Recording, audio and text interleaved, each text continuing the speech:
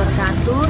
Kami dari kelompok 1 mata kuliah pengantar studi Islam yang diampu oleh dosen Bapak Saiful Mujab. Dari Kampus JIN Kediri, dari Prodi Komunikasi Penyiaran Islam.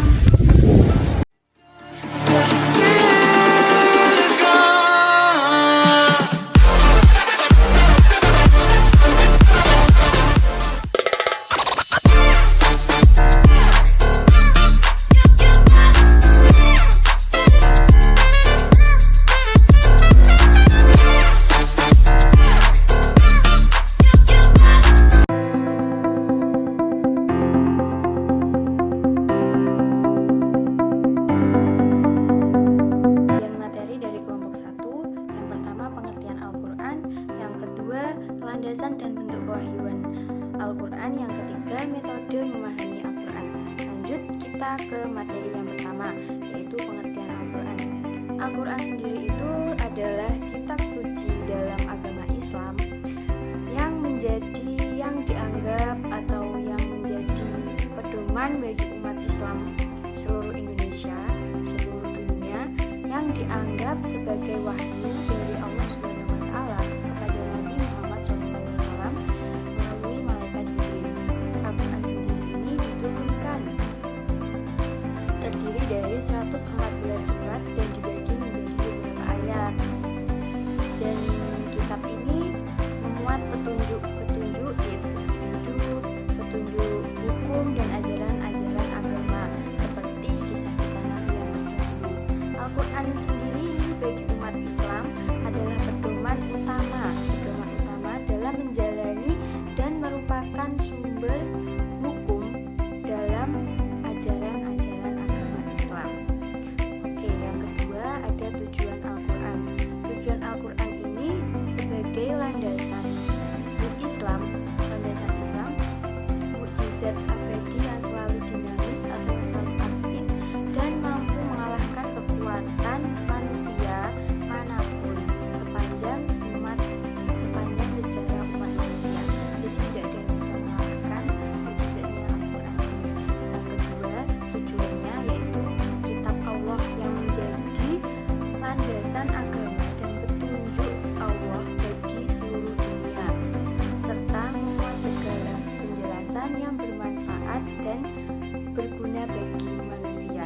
Jadi ini kitab Allah yang berguna sebagai landasan atau pedoman untuk umat manusia dalam menjalani kehidupan sehari-hari, dalam menjalani hukum atau sumber ajaran agama Islam. Oke, langsung aja kita masuk ke pokok bahasan yang kedua. Di sini saya akan melanjutkan materi dari Mbak Naura, yakni landasan dan bentuk kewahyuan Al-Quran.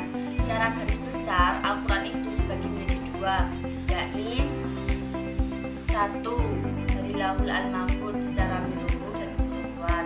Yang kedua dari langit dunia kepada Nabi Muhammad secara terpisah. Sejarah mencatat proses penurunan Al-Quran itu selama 23 tahun. Dan penurunan Al-Quran ini sangat bermacam-macam. Yang pertama, dengan perantara. Yang kedua, tanpa perantara. Yang pertama, penurunan wahyu dengan perantara. Penurunan wahyu ini melalui perantara, yakni malaikat Jibril, adalah utusan Allah secara khusus untuk ditugaskan menyampaikan wahyu kepada para rasul. Malaikat Jibril ini memasukkan wahyu ke dalam hati Nabi. Malaikat menampakkan dirinya kepada Nabi menjadi seorang laki-laki yang mengucapkan kata-kata kepadanya sehingga Nabi mengetahui dan dapat menghafal kata-kata itu. Wahyu datang kepada Nabi seperti bunyinya lonceng. Malaikat menampakkan diri kepada Nabi tidak berupa seorang laki-laki, tapi rupanya yang asli. Yang kedua, penurunan wahyu tanpa perantara, yakni melalui inspirasi langsung atau kata dan makna dan mimpi dan mimpi nyata. Jadi kalau penurunan wahyu dengan perantara itu menggunakan perantara malaikat Jibril. turunkan wahyu tanpa perantara itu tanpa perantara malaikat Jibril. Jadi di sini langsung dengan kadang mimpi, terus kata-kata atau itu utusan Nabi Muhammad diutus oleh Allah ke Gua Hiro untuk menerima wahyunya. Saya akan menjelaskan tentang beberapa metode penafsiran yang digunakan untuk menafsirkan Al-Quran, yaitu ada 4 metode tafsir. Yang pertama yaitu tafsir ijmali. Tafsir ijmali yaitu metode penafsiran secara global yang rinci, yang tanpa merinci, menggunakan makna yang dimengerti oleh semua kalangan. Tafsir ini memberikan gambaran besar atau penjelasan secara menyeluruh tentang ayat-ayat Al-Quran. Nah, selanjutnya yaitu tafsir tahlili. Tafsir tahlili adalah metode penafsiran yang dilakukan dengan cara merinci atau mengurangi makna setiap kata atau ayat secara mendalam dengan mempertimbangkan konteks ayat, sebab-sebab turunnya Al-Quran ataupun nuzulnya yang bertujuan untuk memberikan pemahaman yang lebih lengkap dan detail terhadap setiap bagian Al-Quran. Nah, selanjutnya yaitu tafsir maudhu'i atau tafsir tematik.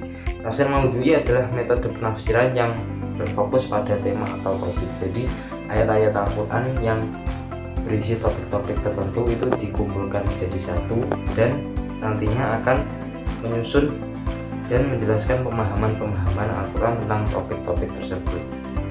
Yang terakhir yaitu ada tafsir muqaran atau tafsir komparatif. Tafsir ini adalah jenis metode penafsiran yang membandingkan tafsir satu dengan tafsir yang lain dari berbagai sumber atau berbagai pendekatan. Dalam tafsir ini akan mengkaji perbedaan-perbedaan atau persamaan pendapat antara beberapa mufassir atau tafsir yang berbeda-beda, baik yang bersumber dari aliran pemikiran tertentu, misalnya tafsir Sunni atau Syiah, maupun dari segi pendekatan ilmiah. Nah, sekian penjelasan dari materi kami.